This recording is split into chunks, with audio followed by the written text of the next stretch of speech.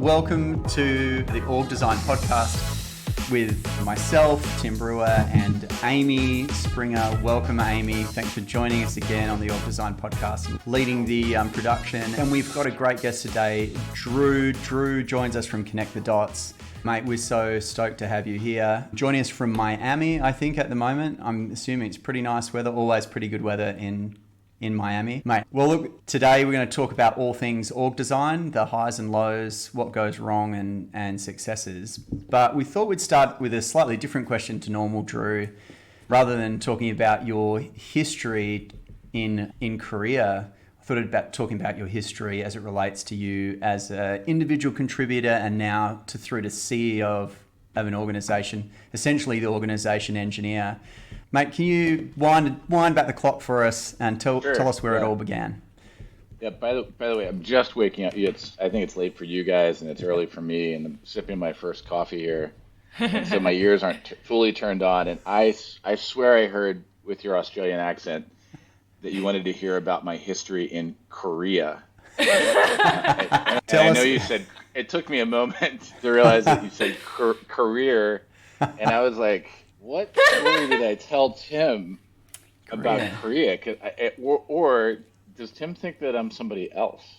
Anyway. No, tell us about your work history, mate. Yeah, so my Korea experience is, did I say that right?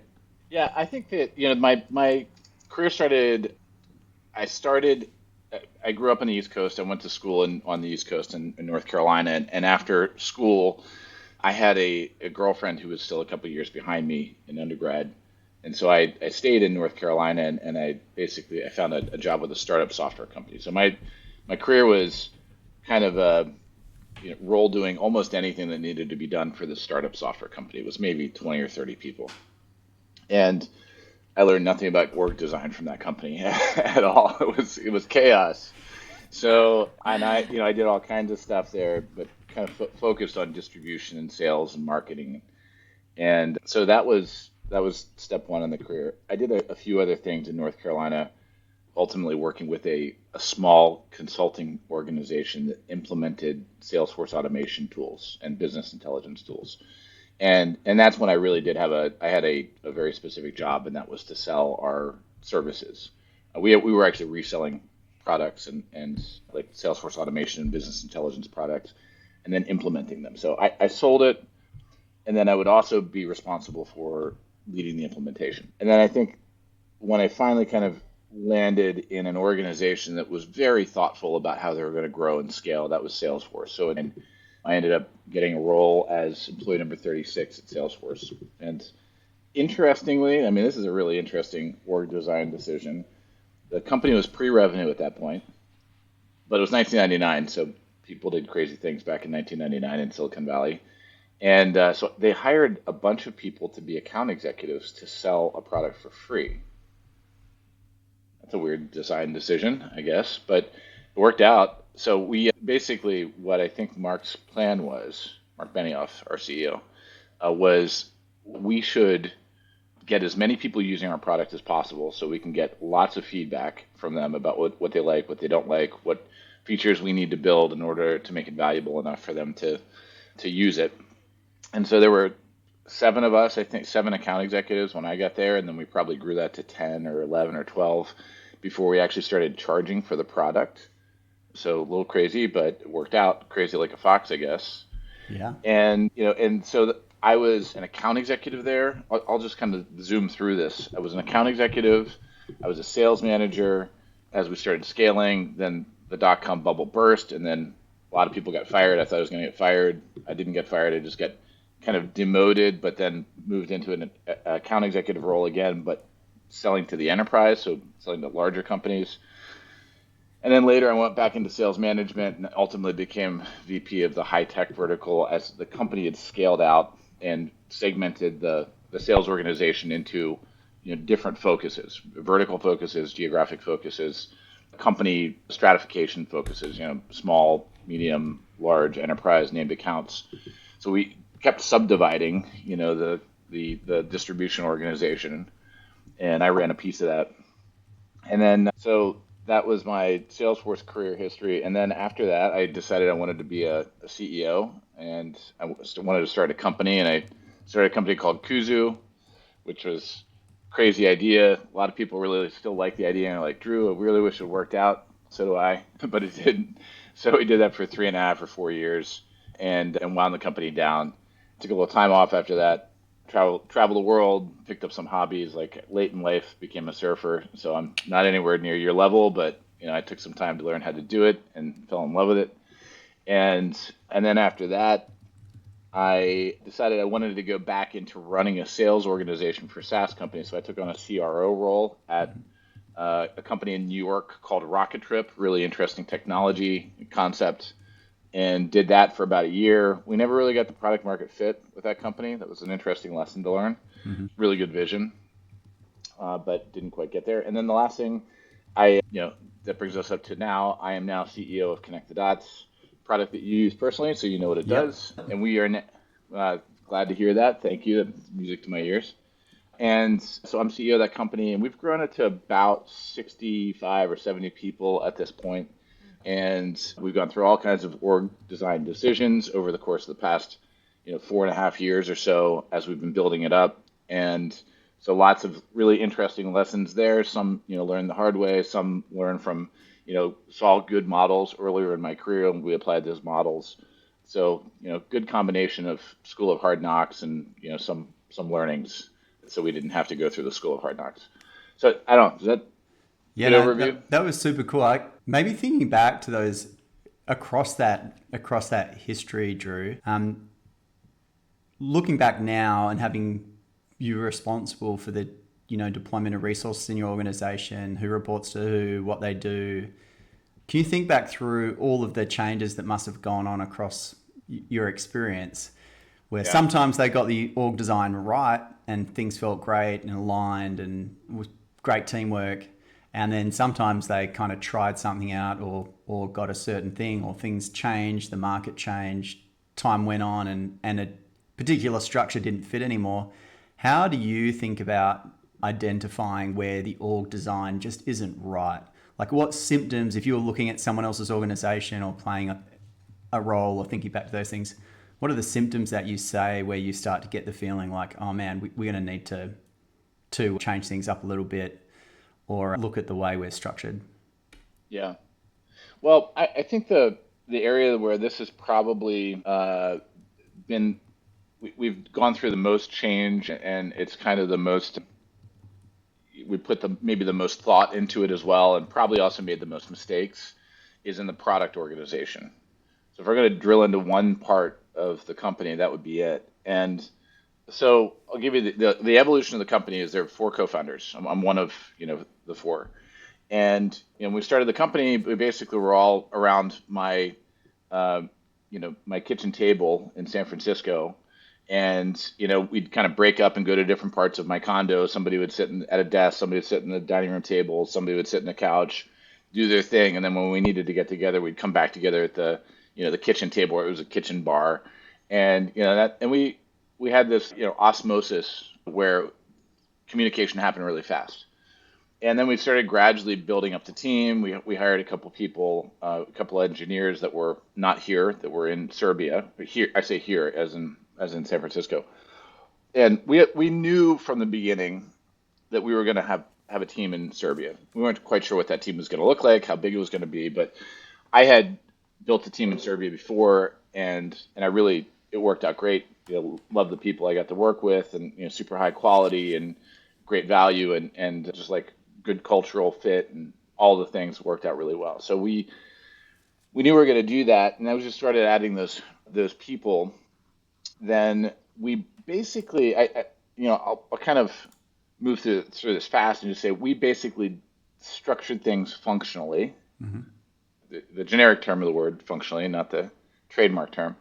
We structured things like, here's the design team, here's the product team, here's the engineering team, and basically, we would, create feature overviews, user stories, specs, and then we'd give it to the design team. The design team would design it, And then when it was done, then that would be sent to the engineering team. And basically, there was no alignment between a designer or a PM or an engineer. It was just, you need a design, great, go over here and get a design done. You need some PMing, great, you go over here and you get some PMing done. You need some engineering, great, go over here and get some engineering done. And there was a point when we realized like this doesn't feel efficient. We're not moving and learning fast enough. And we also around that time became disciples of a product thinking guru in Silicon Valley named Marty Kagan, or as we call him inside of our company, Saint Marty. So if you ever want to win a fight about org design and product, you just say, as Saint Marty said, and then say whatever you read in his book, and then everybody shuts up because what can you say against Saint Marty? And so Saint Marty is an advocate of fully formed product teams that were durable and ideally co-located. Co-located is a really tough one in like the post-COVID world. It's really hard to get like everybody in the same room and like always be in the same room. So, but that his strong mandate is if you want to be one of the elite product organizations in the world, then you need to have the product manager, the product designer, the eng lead, all basically working together as a team. That is a grouping. Yep. And that grouping should basically be inviolable. You're not taking a resource from that team and putting them on other projects. Those three work together all the time, and they should be in the same time zone at the very least, ideally in the same location. And so we went through a lot of gnashing of teeth and pulling of hair to like get to that point. And quite frankly, we had some just other challenges along the way, like a lot of startups about a year ago when it was clear that the good times were over for startup funding. It was time to like we did a downsizing like many companies did right about a year ago. Very, very tough period. And I would say like in that downsizing, it was not possible for us to keep complete product teams. At least the decisions that we made. I probably, in retrospect, should have made some different decisions and just said, okay, we have to have these complete product teams, and we're just going to have to figure out how to make savings from elsewhere in the organization. Yeah. So if I could go back and tell my younger self what to do, I'd say, younger Drew, go do that. Keep those product teams. So we are now close to having complete product teams. For the first time since that year ago layoff. And you can just, as we get closer and closer to it, you can just feel the momentum getting better and better and better and better and better. And you're like, oh gosh, like it's so good when we have this. Why didn't we have this earlier? So I think, that's like, I hope that's helpful for people who are listening and thinking about building out their organizations. I do think that organizational structure, no matter what your scale, is probably the right structure for running product organizations. But it's also not. It's kind of new. A lot of companies aren't structured like that. A lot of very successful companies aren't structured like that, and they got there in a different fashion. But I do think if you want to build great product, get lots of great insights from your users, from your customers, from your prospects, and turn those quickly into features that are going to get used and drive a lot of value, then I think that is one really big organizational design decision that you should understand and you should make. Yeah. Just for our listeners, St. Marty, his organization, if they went to go find it, what's the book he's written? We'll put that in the show notes. Yeah, there are a couple that. So the first one is Inspired. Yep. And then that's the basics of how should product be built. And then the next one is Empowered, which is how you scale that up. Like Inspired is, imagine that's like one product team. Mm-hmm. How do you operate? And then Empowered is, okay, now you've got 2 or 3 or 5 or 10. How do you empower those teams so that they can operate autonomously and build incredible products that people love? Yeah. Yeah, really good stuff. I actually am lucky enough to have done some of the training as well. So we follow their model. So I got some deeper questions for you on the teams that you've built. So they're running all in a one team. How do you deal with, like if someone's listening along and they do have that kind of very separated functional org, engineering over here, design over here, and they've got multiple teams. How do you guys keep aligned around the disciplines of design and the kind of engineering decisions that are made to the teams? Is it just how do you get consistency across some of those functions amongst multiple product teams? Yeah. So at the highest level, this is something I learned from Salesforce, and I don't know if maybe you've discussed this on previous episodes of your podcast, but the V2 MOM, has that come up? No, it has not. Okay. Yeah. So V2 MOM it's an acronym. It stands for Vision, Values, Methods, Obstacles, and Metrics. It's kind of like an OKR framework, if people are familiar with that, but it's got more components to it. And it's something that Mark Benioff at Salesforce innovated. I think he used it at Oracle before he started Salesforce, and then we certainly used it from the very beginning at Salesforce, and they still use it today to align everybody on what are we here to accomplish over whatever period of time it is. I think Salesforce probably does annual V2 MOMs now. If you're a smaller company, you might want to do a more more frequent V2 MOM, maybe every 6 months, maybe even every quarter, possibly in the very early days, to align people. So I think that gets it really clear. You hash it out. CEO should take a stab at building the draft, and then working with the leadership team to have a kind of I would say you want to have a robust conversation about it. Make sure everybody feels like, yes, this accurately represents what we are here to accomplish, and how we're going to do it, and how we're going to divvy it up. So at the highest level, you get these methods, vision, values, methods, obstacles, metrics. The methods will tell you what are we setting out to accomplish. We have to go build a product, and we have to sell the product, and then we have to service our customers, and we have to renew them, and we have to hire our team, and we have to do marketing activities to drive pipeline.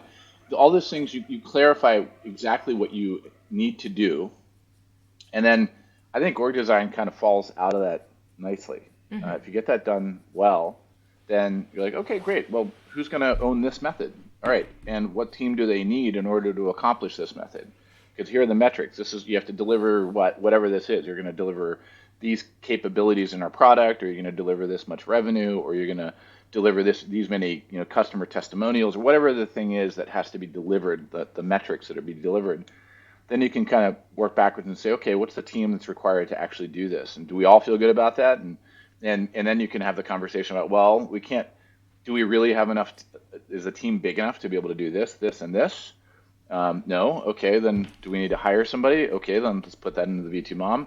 Or do we not have budget to hire that person? And then we just have to change what we anticipate, accomplishing over the course of this V2 MOM period, which is 6 months or 12 months or whatever.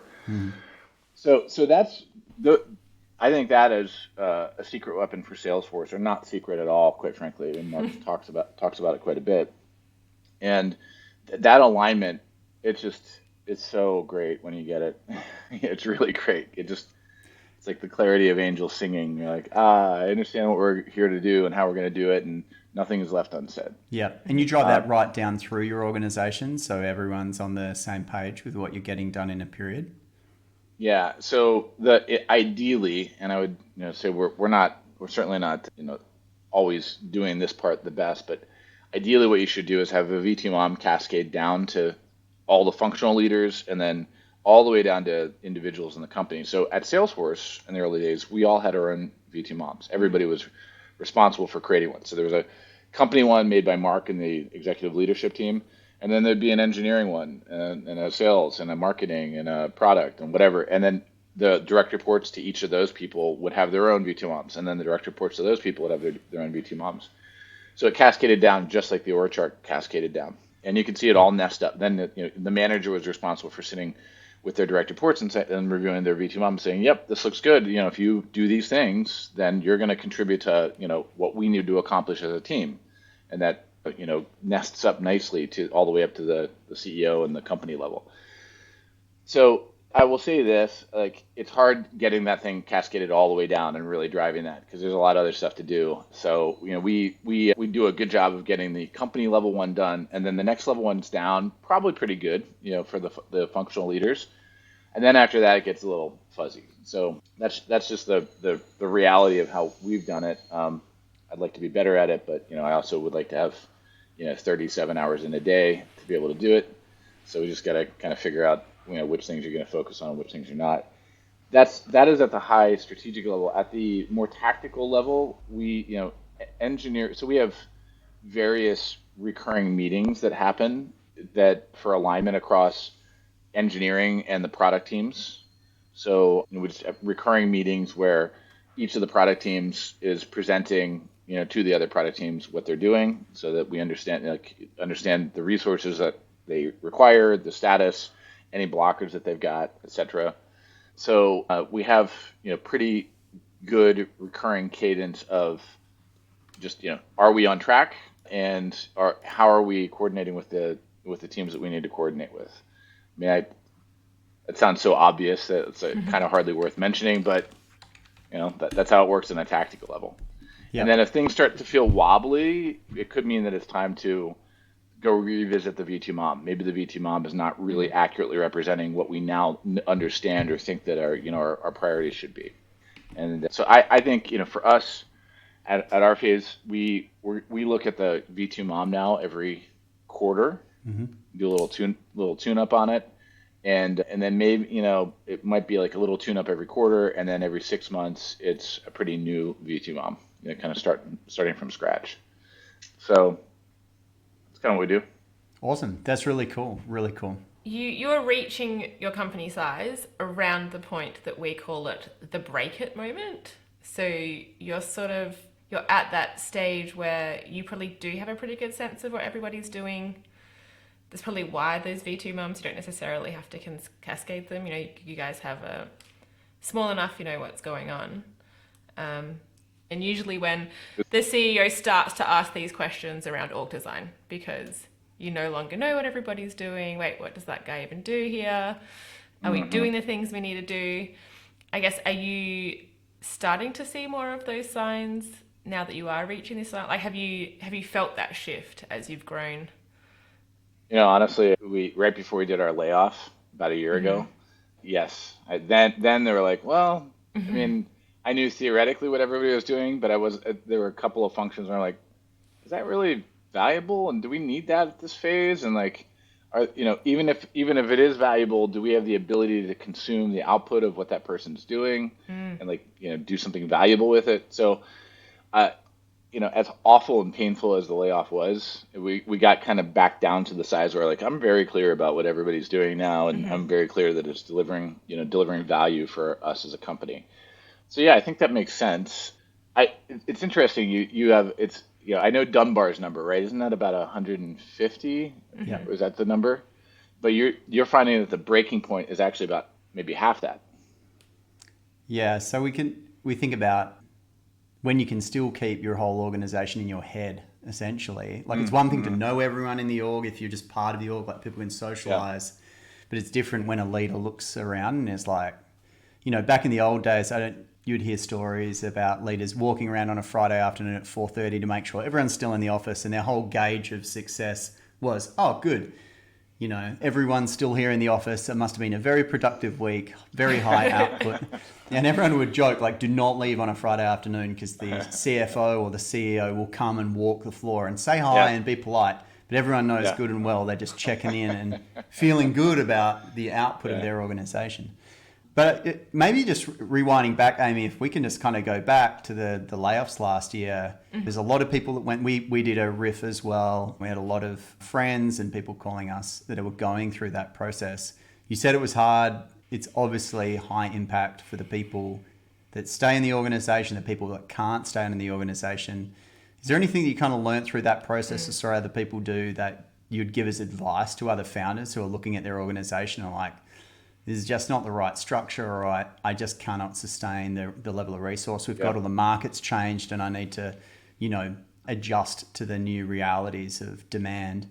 Yeah, well, I'll start with, it was like the toughest week of my life, which in retrospect, I'm like, wow, that's a really blessed life. If that's the toughest week of your life, because nobody died, it was a layoff. It sucked, but I had to get rid of some people that are very close to me and are very good.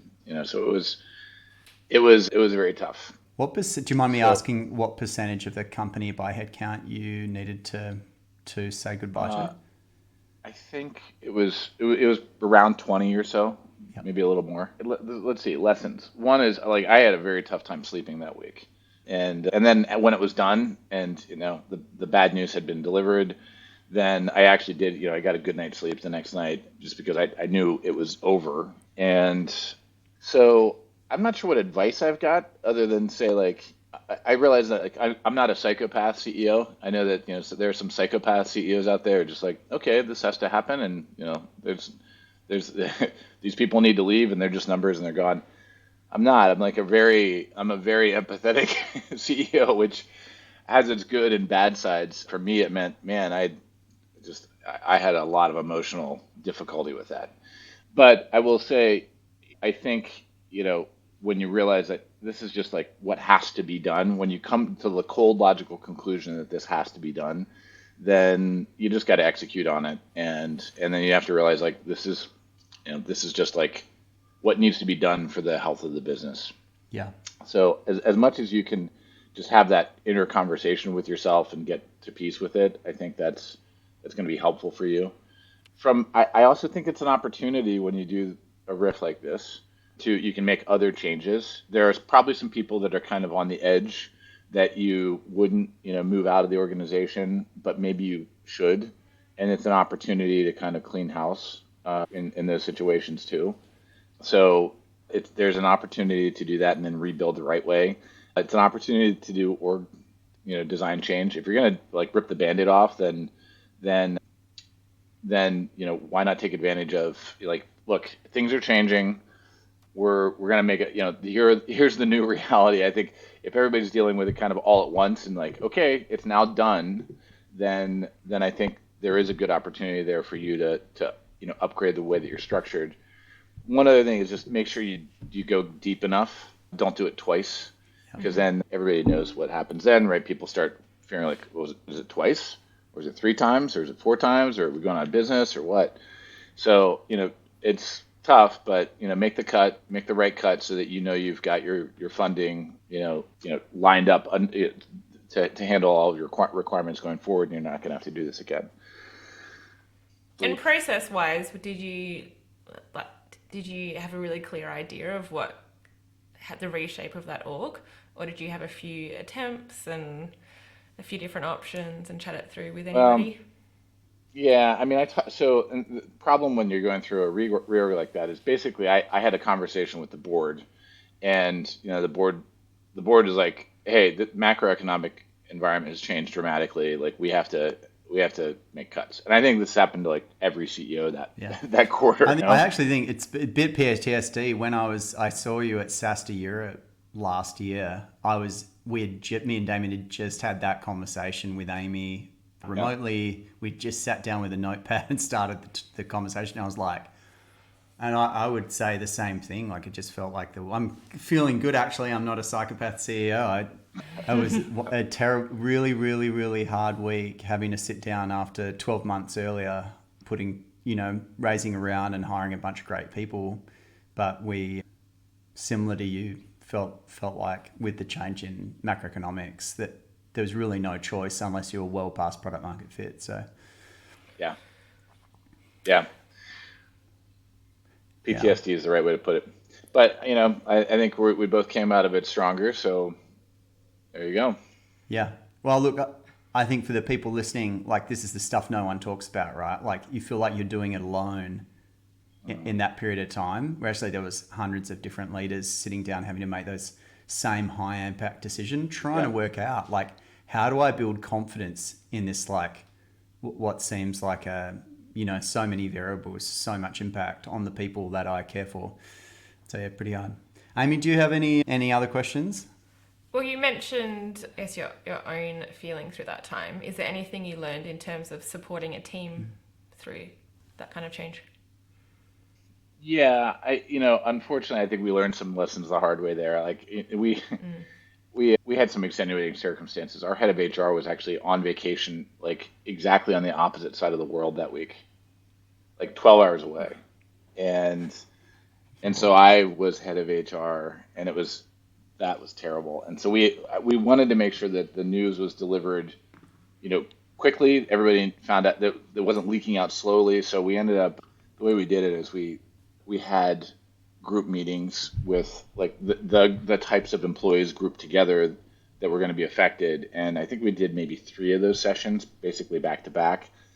And it just, unfortunately, we just didn't execute the communication as well as we could have, as empathetically as we could have. We were trying to make sure that everybody found out quickly and it didn't take a long time. So I think, one lesson I learned is uh, don't let your head of HR go to the opposite side of the planet the week that you're going to do this. Unfortunately, we didn't know that was going to happen, Hmm. but each of the teams should have been notified, I think, individually, personally, by a human, and we should have figured out how to do that, but we just didn't have the team to do it. And so, Hmm. I would say, bring as much empathy and humanity as you possibly can. Do it personally Yeah. when it's happening. Drew, actually, with connect the dots and leveraging your network, the obvious use case for that is when you're selling. But I think another use case surely is when you're needing to say goodbye to great team members. Were you able to post the delivery of that news, support team members in other opportunities in your network? Yeah, I mean, there are some things we did, like to the extent that we could, we let them keep equipment so that they, could kind of hit the ground running, looking at their next job search. I made some, referrals for people, and was happy to do that. Everybody on the team was good. It's not like we had anybody who wasn't good. So I was happy to, be be a reference for them. And I don't know, did I place anybody myself? I think I did, or at least one person decided to hang out there and shingle. We had really fantastic, marketing messaging person, really fantastic. And he decided he was going to he's like, okay, this is going to be the impetus for me to be a consultant as opposed to being in house. I think it worked out really, really well for him. And I made some introductions for him, and I think he got some of his early clients out of that. So, to the extent that we were able to. And then the other thing is, it was kind of nice that guy is based in New York, but he had some meetings out in San Francisco with some of his prospects, and we had developed a nice camaraderie in the team. And so one of my co-founders who lives out in the Bay Area, the guy who had just been laid off went out and stayed with him, crashed with him for like a Oh, week, cool. and did meetings in San Francisco to find his next clients, and everything worked out super, in fact. So you know so some silver linings to this. SH, we could wrap up, or Hmm? I guess my last lingering question would be around, yeah, the choice for the two significantly different geographical locations and how that plays into Yeah. your org Yeah. design. Yeah, I mean, actually, in some ways, we maybe didn't even touch on like one of the more interesting parts of what we've decided to do. We do a lot in Serbia. I think Hmm. most people think about these locations in Eastern Europe or elsewhere in the world outside the United States, as that's where you put your engineering team potentially. But that's not where we stopped. And I think the world's changed a lot. And so uh, when I started Kuzu 2010 and I went to Serbia for the first time, there were I was a pioneer. There were not a lot of Westerners over there doing business in Serbia. 13 years later, it's a pretty dramatically different landscape. In the last 13 years, the level of English spoken has gone through the roof, and it was already starting at a pretty good spot in Serbia and a lot of other places in Eastern Europe and anywhere in Europe and all over the world, quite frankly. YouTube, Netflix, you name it, all TikTok, all these things have kind of created English as the lingua franca for all of us across the planet. And I think that was one of the main reasons that you couldn't do more things outside of the United States.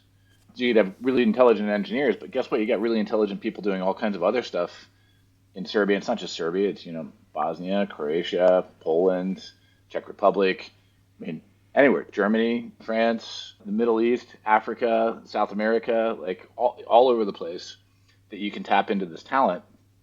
And English is now really good in a lot of these places, really, really good. So we have built out not just engineering, but design, product management, customer support, sales. I imagine we will probably have some parts of every function running out of Serbia. And one ironic thing is, like, in this era of being, kind of remote first ever since COVID, we're remote first in the United States, but we're not remote first in Serbia. In Belgrade, we have an office, and we are in the office very frequently, like 2 days a week for sure. The entire team is in, and many teams are in, 4 or 5 days a week. So we didn't really even touch on that, but I think that is like pretty different org design decision than maybe I've heard other companies making. Yeah, I think it's interesting. I want to dive into it, but I'm conscious that we'll end up with an enormously long episode, and we did such a good job of touching on the hard things about org design, the high impact decisions, trying to get confidence in those hard situations. So we really appreciate the humility and openness in sharing. I'm sure it'll help tons of other leaders who might find themselves in that situation and have like no one to talk to or no stories to be able to work through, like, is this normal that I'm feeling this way leading into this really tough decision? And I don't think it gets any easier the more times you need to do it.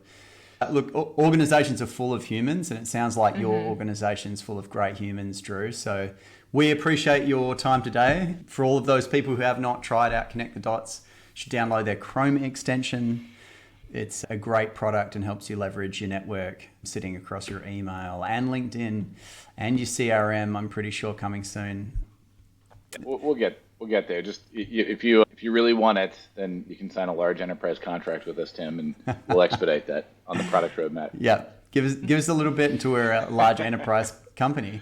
Mate, thank you so much for joining us on the Org Design Podcast. It's been a total pleasure. Drew, we appreciate you spending some time with us today.